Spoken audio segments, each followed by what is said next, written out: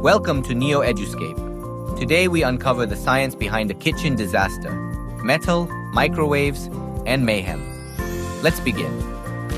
Ever tossed metal in the microwave? It might seem harmless, but it's a recipe for disaster. Metal and microwaves don't mix.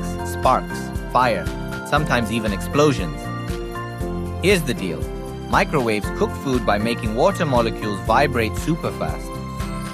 But metal, it reflects those waves, and that's where the chaos kicks in.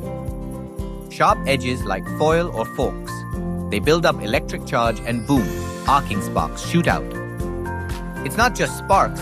This can fry your microwave, or worse, torch your kitchen. Stick to microwave-safe stuff like glass or ceramic. Ditch the foil, trays, or utensils. One small mistake can spark big trouble, so think before you heat. If science gives you chills, you're in the right place. Follow for more.